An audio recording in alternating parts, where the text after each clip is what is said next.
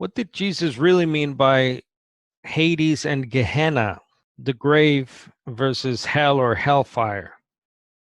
Some of you might know that there's been a movement in the last, I don't know, maybe 10 or so years among evangelicals of mainstream Christendom have started to rethink hell. And here's a good example of that. This is a website called rethinkinghell.com, which houses and represents a lot of these ideas. This is due simply to the fact that they're looking at the scriptures and further studies of them in relation to traditional eternal hell, the Catholic notion that the wicked are currently in this place underground called hell, being tortured, and they will remain in that state for eternity. So many are rethinking that in light of scripture. One of the main scriptures to push the so-called eternal torment, eternal hell doctrine is in the story of the rich man and Lazarus.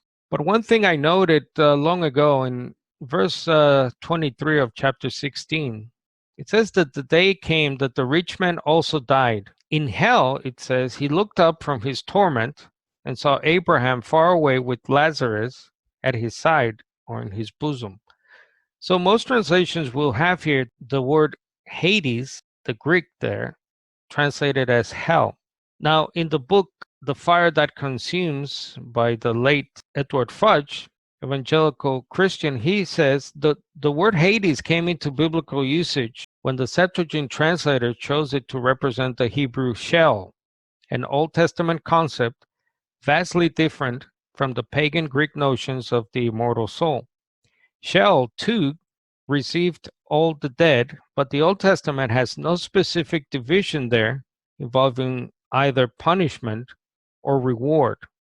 Dr. Warren in Dead Man Talking says that in that verse in the story of the rich man and Lazarus, Jesus uses a word to describe hell, that is Hades, that's different from the word he has always used to speak of judgment and hell, which is the Greek Gehenna, which leads one to think that it's a borrowed story and a borrowed word.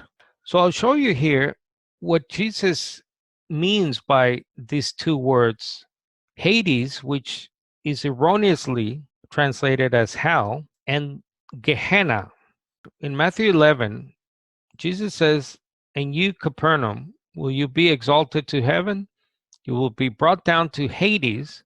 For if the mighty works done in you had been done in Sodom, it would have remained until this day." Matthew 16, "And I tell you, you are Peter, and on this rock I will build my church, and the gates of Hades shall not prevail against it." Luke 10, "And you, again Capernaum, you will be exalted to heaven, you shall be brought down to Hades." What Jesus is actually saying here, he's not saying that Capernaum will go to hell, to this place underground of eternal torment via fire. But he's simply saying that they're going to be destroyed. They will go to the ground, to the grave. Again, as Fudge observes, Hades translates the Hebrew word Sheol, which in the Old Testament, and this is what most evangelicals are finally coming to realize, it simply means the grave. And then you have those references there in Job and many others. The grave equals the gates of Sheol. And that's what Jesus is actually referencing in Matthew 16. Those gates, the gates of the dead. Now, the word approximating hell, really is hellfire, is this word Gehenna. So in Matthew 5, Jesus says, "Everyone who is angry with his brother will be liable to judgment. Whoever insults his brother will be liable to the council. Whoever says, 'You fool,' will be liable to the fire of Gehenna.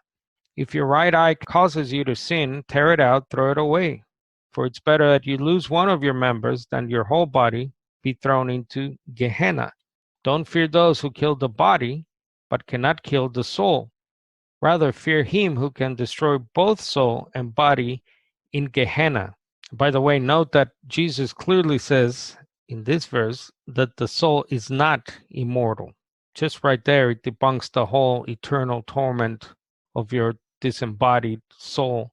And then again, Matthew 18, it's better to go into the kingdom with one limb or one eye than to be thrown into the fire of Gehenna.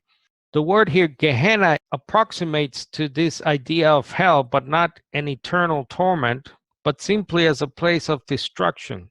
The lake of fire, that's what Gehenna is. Gehenna is judgment. It's not the word Hades as it's used in the story of the rich man and Lazarus. So the rich man did not go to Gehenna. Jesus says in that story, which is a parable, that he simply went to the grave. And then Jesus tells a story about that as a parable, not as a reality. And more verses here in Mark 9, the lake of fire, destruction, judgment, annihilation, total destruction by fire. This will begin at the parousia. At present, all the dead are said to be in the New Testament sleeping in Hades,